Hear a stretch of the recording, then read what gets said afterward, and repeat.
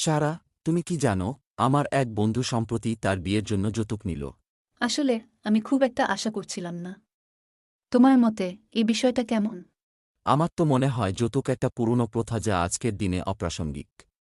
আমরা উন্নত সমাজের অংশ, যেখানে সমানাধিকার ও শ্রদ্ধার ভিত্তিতে সম্পর্ক গড়া উচিত। বেশ, কিন্তু কিছু পরিবার এখনও এই প্রথা মেনে চলে।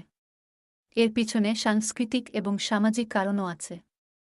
তুমি কি মনে করো এসব সংস্কার পরিবর্তন করা সম্ভব? অবশ্যই সম্ভব। আমাদের সমাজে অনেক পরিবর্তন এসেছে, এবং যৌতুকের মতো প্রথা বাতিল করা উচিত। যদি আমরা সবসময় ঐতিহ্যের পিছনে দৌড়াই, তবে কখনো এগোতে পারব না। তুমি তো বলছো, কিন্তু অনেকের জন্য এই প্রথা একটি নির্দিষ্ট সামাজিক অবস্থানের প্রতিনিধিত্ব করে। এর মাধ্যমে তারা পরিবারকে আর্থিকভাবে সাহায্য করতে চায়, অথবা সমাজে নিজেদের অবস্থান নিশ্চিত করতে চায়। আমার মনে হয় এই ধারণা আসলে ভুল। একদিকে আর্থিক সাহায্য প্রয়োজনীয় হতে পারে, কিন্তু যৌতুকের মাধ্যমে সেটা পাওয়ার চেয়ে শিক্ষা এবং কর্মক্ষমতা অর্জন বেশি গুরুত্বপূর্ণ। আমাদের উচিত সমাজকে শিক্ষিত করা এবং পরিবর্তনের পথে এগিয়ে যাওয়া। তোমার কথা যুক্তিসঙ্গত।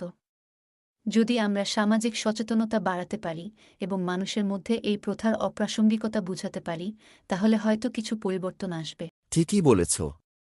আমাদের প্রতিটি পদক্ষেপ, কথা এবং প্রচেষ্টা সমাজের উন্নতির জন্য কাজে আসতে পারে। আমরা আমাদের বন্ধু, পরিবার এবং সামাজিক মহলে সচেতনতা তৈরি করে এই প্রথা পরিবর্তনে সহায়ক হতে পারি। তোমার কথায় আমি একমত।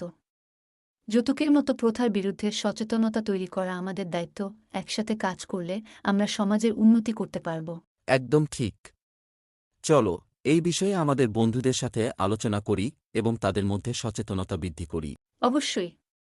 ধন্যবাদ সুমন, তোমার চিন্তাভাবনা শেয়ার করার জন্য।